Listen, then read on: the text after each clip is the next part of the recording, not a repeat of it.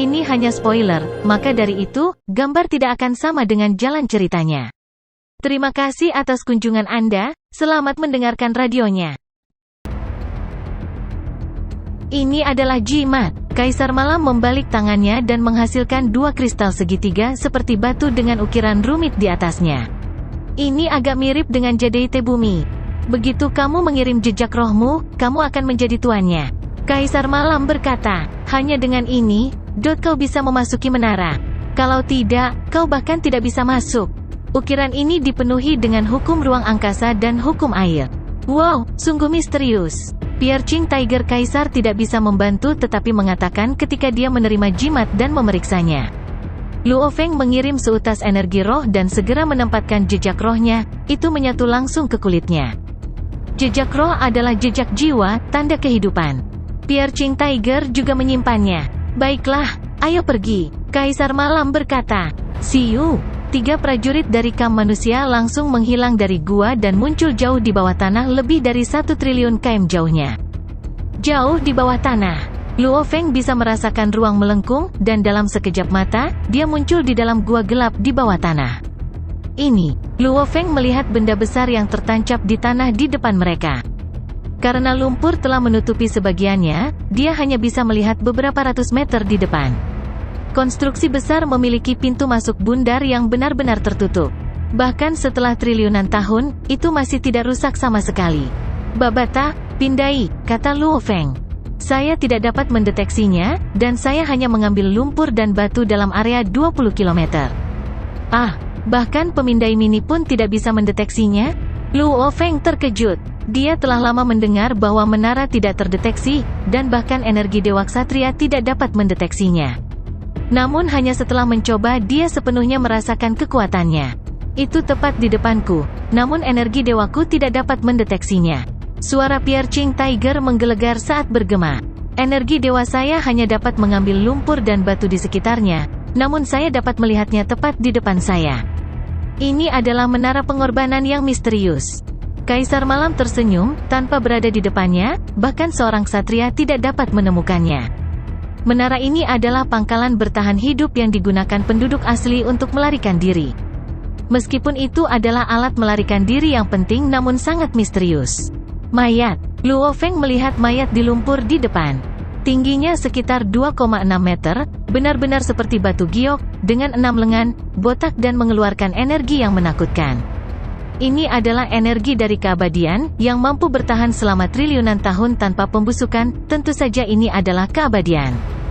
Kekuatan yang cukup besar, energi abadi ini memiliki energi dewa yang cukup kuat, dia seharusnya menjadi seorang kaisar. Piercing Tiger berjalan mendekat dan meliriknya. Itu adalah seorang kaisar. Kaisar Malam memandangi tubuh itu dan tersenyum. Menara itu dikelola oleh 6 kaisar ketika mereka melarikan diri, mereka semua masing-masing memiliki 1 jimat. Dari kelihatannya, dia tidak menderita sakit apapun ketika dia meninggal. Luo Feng hati-hati memeriksa tubuh juga. Tubuh ini memiliki rasa cemas, matanya terbuka lebar, namun dia mati begitu saja. Itu hampir seperti dia mengalami kematian yang sangat mendadak. Dia mati dengan sangat cepat. Seorang kaisar sangat sulit untuk dibunuh, namun ketika dia mati, armornya benar-benar tidak rusak. Jelas tidak ada pertempuran. Kaisar Malam berkata, saya pikir, sekelompok besar ksatria dari 4 ras puncak menggunakan serangan jiwa mereka dan menyapu seluruh benua utama ketika mereka menempa medan perang. Oleh karena itu, semua kehidupan di benua utama, benar-benar dimusnahkan, 6 kaisar terbunuh. Juga secara instan, Luo Feng mengangguk. Kaisar Malam, Piercing Tiger dan Luo Feng berdiri di luar pintu masuk. Kami akan menunggu dengan sabar sampai musuh datang. Kaisar Malam berkata, mereka seharusnya segera datang. Luo Feng dan Piercing Tiger duduk bersila di sana dan menunggu. Setelah beberapa saat, suara mendesing, suara mendesing, suara mendesing. 3 sosok muncul. Kaisar Malam, kamu benar-benar tiba di sini dengan cepat. Suara yang menusuk telinga terdengar. Seekor makhluk seperti ular hitam dan emas dengan tinggi 3 meter dengan mata kecil muncul. Bibir putih peraknya terbuka saat mengeluarkan tawa yang menusuk telinga. Terkekeh, mereka berdua yang harus kamu bantu? Orang biadab ini pasti Kaisar Piercing Tiger. armor dan sayap perak, belum pernah terlihat sebelumnya. Itu melirik Luo Feng. Biarkan aku memperkenalkanmu. Tatapan Kaisar Malam mendarat di 3 prajurit dari kamp musuh, saya. Kaisar Malam, aku Kaisar Piercing Tiger. Suara ledakan yang kuat bergema dari Piercing Tiger. Saya belum memiliki gelar Kaisar, saya dipanggil Yang. Luo Feng melihat ketiga musuh itu. Ada 3 dari mereka. Luo Feng langsung mengenali bahwa 2 dari mereka berasal dari ras Qichang, dan 1 lagi dari Kaisar Gold Chang yang terkenal di benua utama Yanji. Dia terkenal, Luo Feng tahu banyak tentang itu. Namun 2 lainnya, Luo Feng tidak tahu apa-apa karena dia tidak menghabiskan banyak waktu di benua utama. Di antara 2 prajurit Qichang, yang satu tingginya hampir 3 meter dan yang lainnya 1,6 meter. Kami sudah memperkenalkan diri. Ice Blade, bagaimana dengan pihakmu? Kaisar Malam meraung. Aku dipanggil Pedang Es. Prajurit Qichang setinggi 3 meter itu tertawa aneh.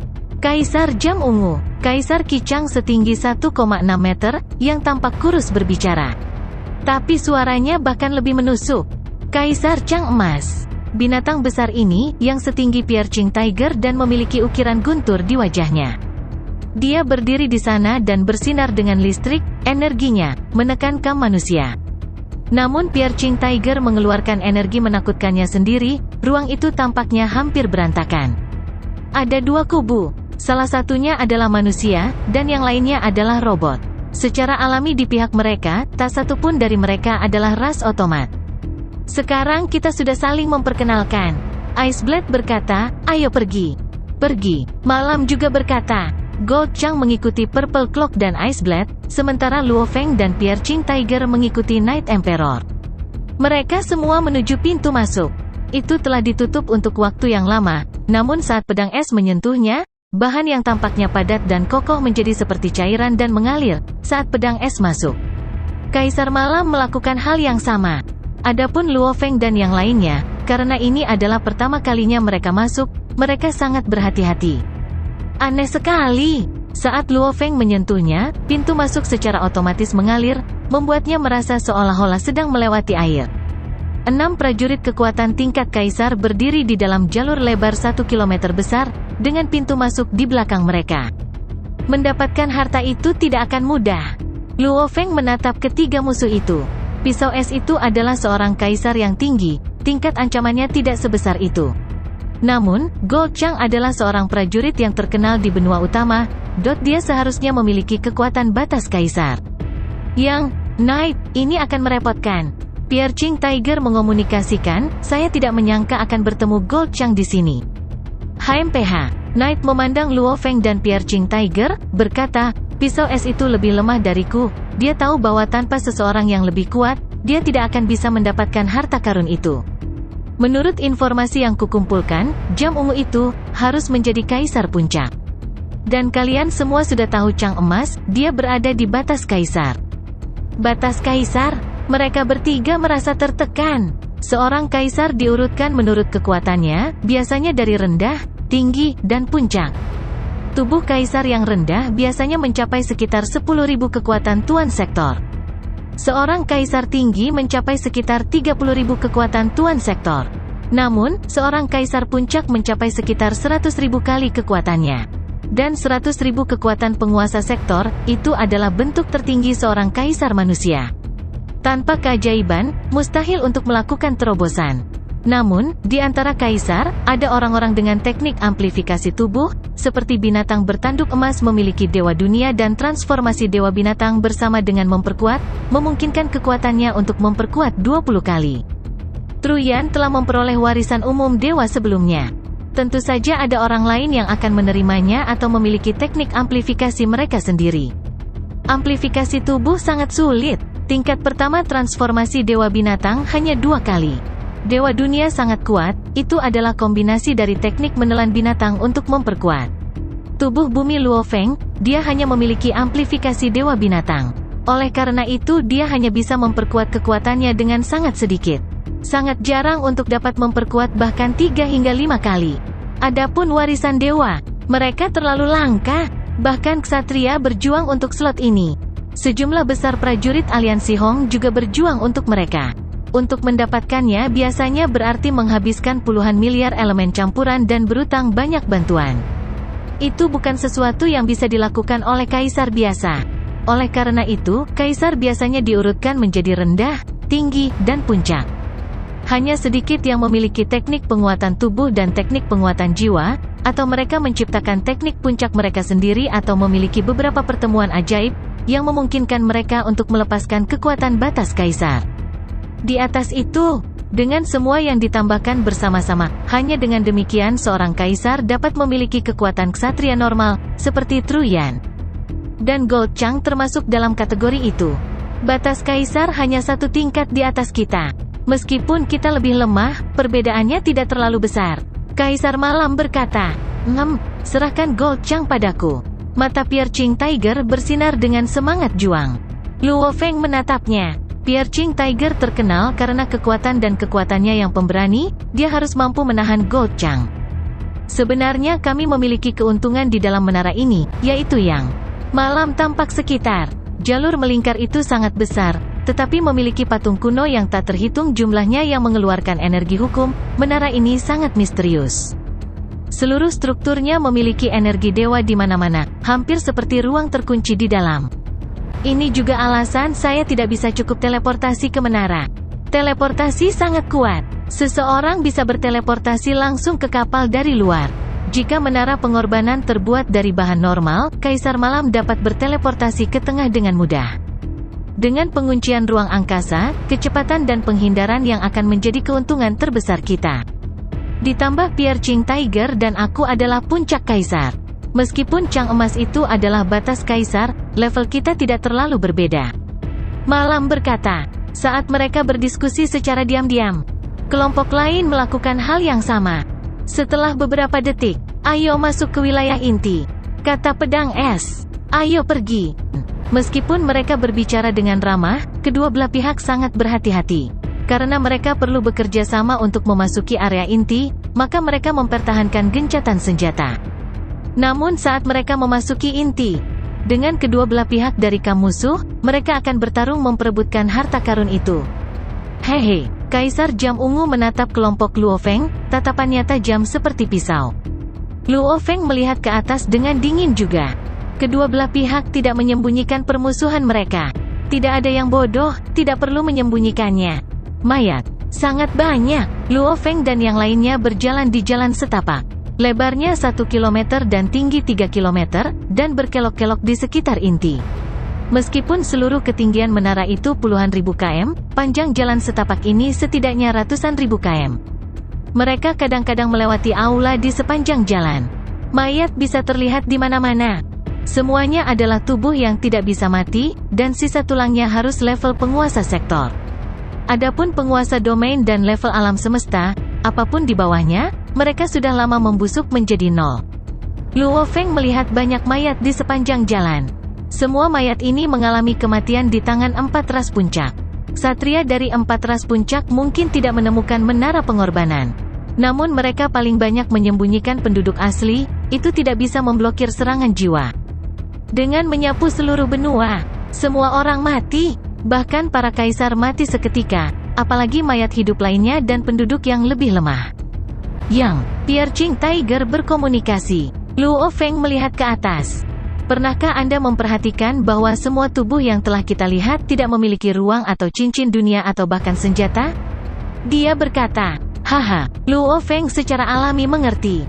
Kaisar Malam dan Pedang Es benar-benar melakukan pembersihan yang baik. Mereka berdua masuk lebih awal, selain area inti, mereka telah menyapu seluruh menara dari segalanya. Harta berharga 6 kaisar bersama dengan sejumlah besar mayat hidup tentang. Kaisar Malam mungkin mendapat banyak darinya, itu pasti membuatku gatal. Kaisar Malam, bagaimana koleksinya? Piercing Tiger sangat mudah saat dia bertanya. Saya hanya berhasil mendapatkan 3 mayat kaisar, penduduk asli tidak dapat dibandingkan dengan manusia atau ras puncak, dan kaisar mereka jauh lebih miskin daripada kaisar normal.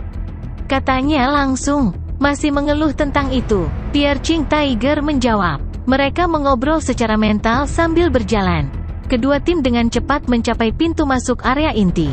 Pintu masuk ini, Luo Feng melihat bintang besar bermata 6. Keenam tepinya adalah jalur, masing-masing dengan diameter 10 meter, jalan setapak bersinar dengan cahaya di dalamnya. Itu hampir seperti selaput yang mengelilingi setiap jalan setapak, itu mengeluarkan sejumlah besar energi yang menakutkan.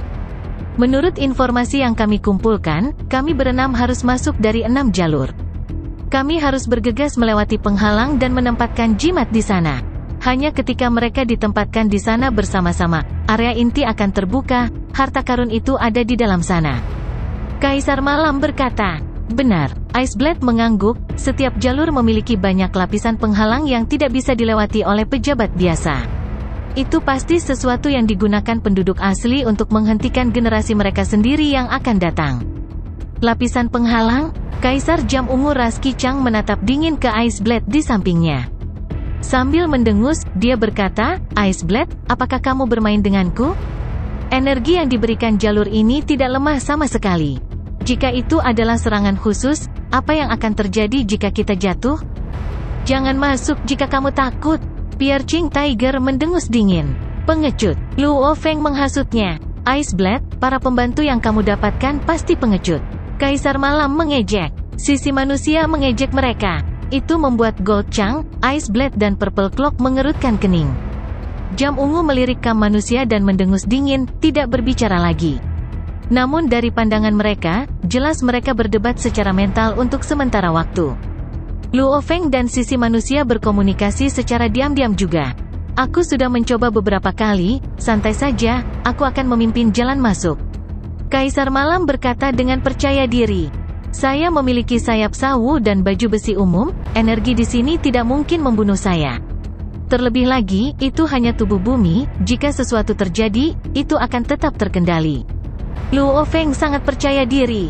Kaisar Malam, kami percaya padamu. Piercing Tiger juga mempercayai Kaisar Malam.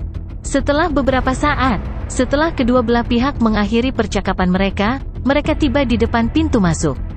Karena mereka sudah ada di sini, bagaimana mungkin mereka bisa mundur? Memasuki, kata kedua tim. Sisi manusia mengikuti jalur sementara sisi lain masuk melalui yang lain. 6 jalur, 6 prajurit. Layar air ini seperti membran? Luo Feng mengepakkan sayapnya dan menutupi dirinya, dengan paksa bergegas masuk. Selaput air dilewati, karena kekuatannya tidak mampu menghentikan kekuatan Luo Feng. Dia terbang melewati banyak lapisan. Meskipun setiap lapisan lebih kuat dari yang sebelumnya, tubuh buminya memiliki lebih dari 10.000 kekuatan Tuan Sektor. Karenanya, dia dengan mudah mencapai akhir. Ada dinding di ujungnya dengan slot segitiga di dinding, ini sepertinya cocok dengan jimat yang dia terima sebelumnya. Luo Feng melayang jimat dan dengan lembut meletakkannya di ding. Jimatnya pas dan ukiran di sekitar jalan setapak semuanya menyala, dan ruang itu bergetar. Ding, suara yang sama bisa terdengar dari jalur lain. Setelah beberapa saat, ke-6 jalur bergetar. Semua ukiran di dalamnya menyala semakin terang. Adegan ini membuat Luo Feng dan yang lainnya menjadi gugup. Harta karun seperti itu biasanya datang dengan risiko, bagaimana seseorang bisa mendapatkan hadiah tanpa bahaya? Dan semua orang tahu, bahwa bahayanya tidak akan terlalu besar. Karenanya, mereka berani mengambil risiko, meski begitu, tidak ada yang sepenuhnya yakin. Di dalam ruang kendali inti menara, sebuah gambar 3D melayang di sana. Melalui gambar ini, seseorang dapat melihat setiap bagian menara. Tentu saja ketika Luo Feng dan yang lainnya baru saja memasuki menara, gambar mereka juga ditangkap. Invasi ras lain. Sebuah boneka otomat 6 lengan yang terbuat dari paduan duduk di ruang kontrol. Ini adalah boneka yang menyerupai penduduk asli, tetapi itu adalah AI yang hidup. Selama bertahun-tahun yang tak terhitung jumlahnya melihat ke atas menara, itu berkembang menjadi AI yang hidup. Sudah bertahun-tahun yang tak terhitung jumlahnya, sejak ia menemukan invasi dari ras lain. Itu segera berdiri dan melangkah melalui membran air di sampingnya. Membran ini adalah jalan menuju negara dewa. Sama seperti jalur tetap yang dibangun di dalam negara kerajaan Gunung Naga Hitam, jalur tetap memiliki hubungan dengan jarak.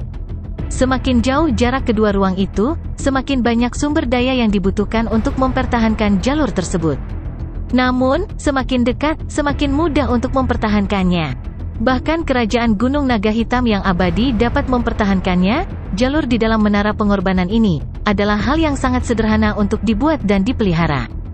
Ai muncul dalam pegunungan yang luas di depan istana yang megah. Menatap ke bawah dari atas, dia bisa melihat kaburnya tempat tinggal. Penduduk asli Yanji yang tak terhitung jumlahnya tinggal di dalam negara dewa ini dan selamat. Siluet 6 lengan berjubah emas muncul, itu adalah klan asli. Menguasai. Ai berkata dengan hormat, "Apakah kamu tidak di menara? Mengapa kamu datang ke sini?" Kata prajurit berjubah emas. "Tuan, menara telah diserang oleh prajurit ras lain." Jawab Ai-nya. "Menyerang?" Matanya segera berkilau seperti dua laser, menyebabkan ruang di sekitarnya berderak. Setelah itu dia tertawa keras, menara pengorbanan ras kita. Sudah berapa lama? Kami telah bersembunyi sejak selamanya, diam-diam bertahan, melarikan diri saat kami ditemukan, dan berjuang di ambang kematian. Petik 2. Haha, kami akhirnya diserang, akhirnya ada penyusup. Prajurit itu tertawa keras. "Kaisar, semua berkumpul di sini. Kakak ketiga, bawa mereka ke sini." Prajurit itu langsung meledak di seluruh negara dewa. Dalam waktu singkat, 11 siluet muncul di hadapannya. Prajurit ini semua memiliki 6 lengan, kulit seperti batu dan botak. Mereka semua jelas berasal dari ras yang sama. Dan energi yang mereka keluarkan sangat kuat, mereka semua setingkat kaisar. Tuan Tuhan, ke-11 kaisar semua memandang dengan rasa ingin tahu pada prajurit berjubah emas itu. "Kenapa kamu memanggil kami?" "Menara pengorbanan yang kami ambil saat itu, akhirnya diserang oleh pejuang ras lainnya," kata pendekar itu. Ke-11 kaisar semuanya gemetar karena kegembiraan, setengah dari mereka meledak dengan gembira dan air mata. Sudah berapa tahun sejak ras kita menghadapi kepunahan, dan para ksatria dijadikan sasaran oleh 4 ras puncak. Kami membentuk kelompok yang terdiri dari puluhan ribu dan melarikan diri. Setiap tim mengambil warisan dan harta karun ras, berharap untuk bangkit lagi. Namun 4 balapan puncak terlalu cepat. Hanya sangat sedikit tim kami yang benar-benar lolos. 6 pemandu tim kami memimpin orang-orang saat serangan itu datang. Seorang kaisar dipenuhi dengan air mata, seluruh tubuhnya gemetar. Kami yang tidak mati aman di dalam wilayah inti. Untungnya adik laki-laki ketiga kami pintar. Dalam keadaan darurat, dia meninggalkan penanda dan kami berteleportasi melalui negara dewa di sini ke negara dewanya. Siapa yang tahu, saat kita kembali ke menara, semua orang di sana sudah mati. Ke-6 pemandu semuanya mati di luar. Tanpa 6 jimat, kita tidak bisa mengakses harta karun di dalamnya. Tanpa item dan harta, meskipun kita memiliki banyak orang di sini di negara dewa, sulit untuk memelihara prajurit. Tidak ada jimat, area inti benar-benar tertutup. Bahkan jika kita berteleportasi ke wilayah inti melalui negara dewa, kita tidak bisa meninggalkannya. Kami tidak berani kembali ke benua utama Yanji. Tidak berani. Kami tidak berani bertaruh. Saat kami ditemukan, 4 ras puncak akan bergegas membunuh kami, dan kami akan menghadapi kepunahan total. Sudah terlalu lama. Kaisar dengan kulit berbulu ini meneteskan air mata di wajahnya, tetapi matanya berkilauan karena kegilaan. Akhirnya ada penyerbu dari ras lain, mereka akan membawa jimat, dan kita akhirnya bisa mendapatkan mereka dan mendapatkan harta kita. Akhirnya, kesempatan itu datang. Prajurit berjubah emas berkata dengan serius. Semua kaisar lain memiliki kegilaan di mata mereka. Di era kuno, sebuah tragedi besar menimpa penduduk asli benua utama Yanji. Saat itu mereka semua adalah orang normal di alam semesta, dan mereka bahkan tidak memiliki 10 ksatria dalam ras mereka. Melawan kekuatan dari 4 ras puncak yang menempa medan perang, mereka seperti semut. Para ksatria tahu bahwa mereka adalah target utama, tentu saja peluang mereka untuk melarikan diri rendah. Oleh karena itu mereka dengan cepat membagikan harta mereka kepada orang-orang mereka. Awalnya didistribusikan ke 100 tim kecil dengan 9.900 tim kecil lainnya yang bertindak sebagai umpan. 10.000 menara memiliki level yang berbeda juga. 9.900 tim ini digunakan sebagai umpan meriam melawan 4 balapan puncak, menggunakan energi khusus dari menara pengorbanan untuk menyembunyikan sisanya dari pemindai dan riak ruang angkasa. Itu bahan itu sendiri namun hanya rata-rata. Sebenarnya, 100 tim pewarisan memiliki banyak perbedaan dari 9.900 tim kecil. Tim warisan masing-masing memiliki 6 kaisar. Tetapi total 9.900 tim normal hanya memiliki 6 ofisial. Harta karun di dalamnya juga berbeda. 9.900 tim memiliki sedikit harta. Tim pewarisan, mereka benar-benar harta karun, mereka dimaksudkan untuk benar-benar berhasil dalam perlombaan pada akhirnya. Dan jelas, menara yang dimasuki Luo Feng dan yang lainnya memiliki 6 pemandu kaisar, dan itu adalah salah satu dari 100 menara warisan. Di puncak gunung, angin gila melolong. 12 kaisar yang selamat saling bertukar pandang, saat mata mereka terbakar kegilaan.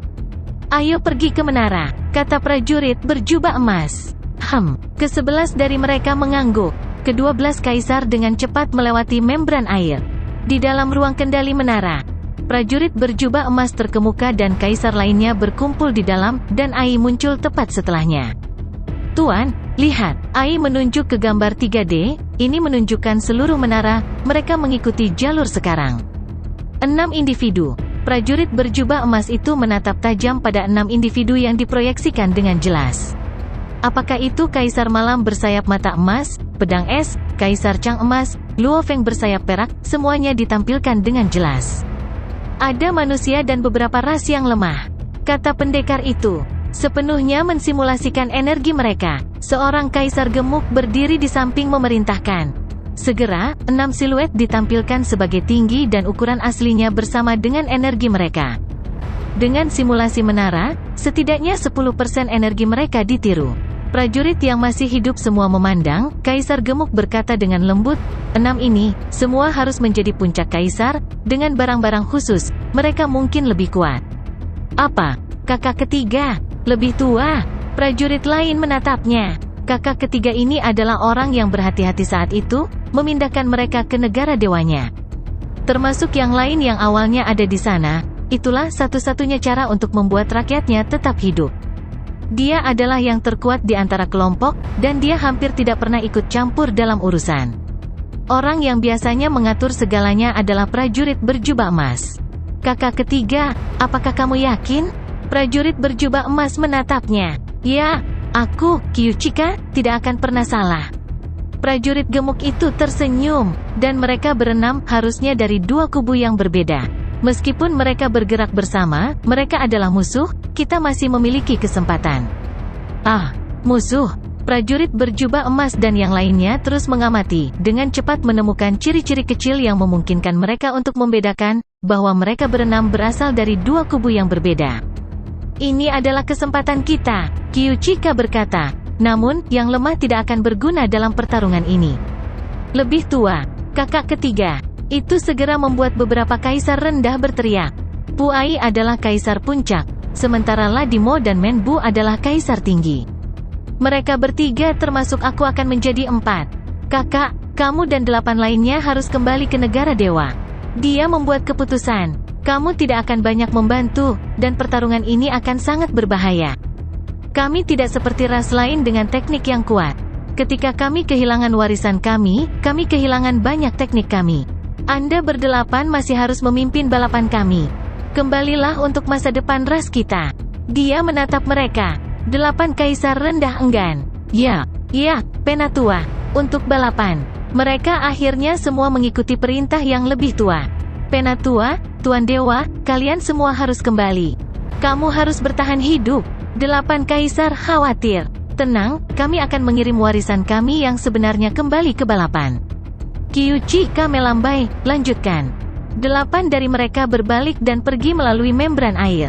Hanya 4 yang terkuat dan Ai yang tersisa di ruang kontrol. Penduduk asli benua Yanji dulu tinggal di suku mereka.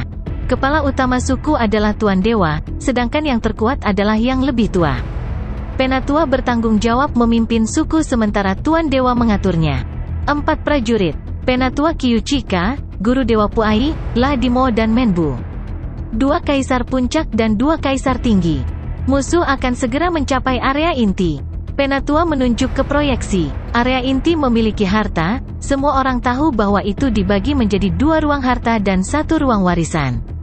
2 ruang harta karun memiliki segala macam bahan mahal, senjata, dan barang-barang misterius.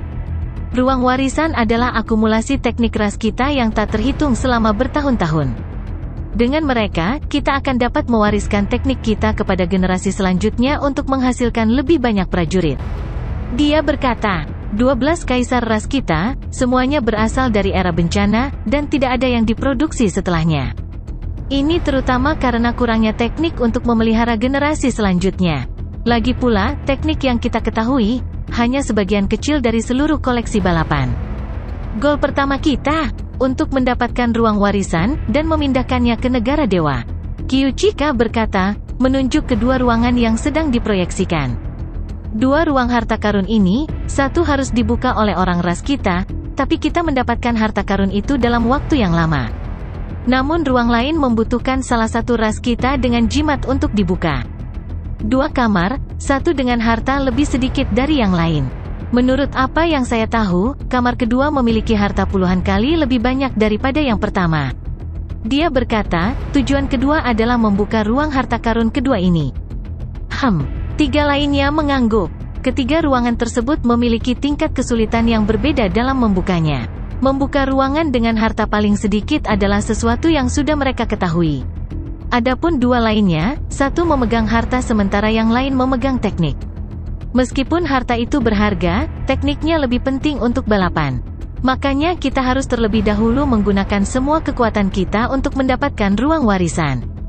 Dia memesan, jangan tergiur oleh harta karun itu. Mereka mungkin berguna bagimu tetapi mereka memiliki sedikit manfaat untuk memelihara generasi kita selanjutnya. Semuanya, untuk balapan. Penatua yang mengerti, Menbu dan Ladimo mengangguk.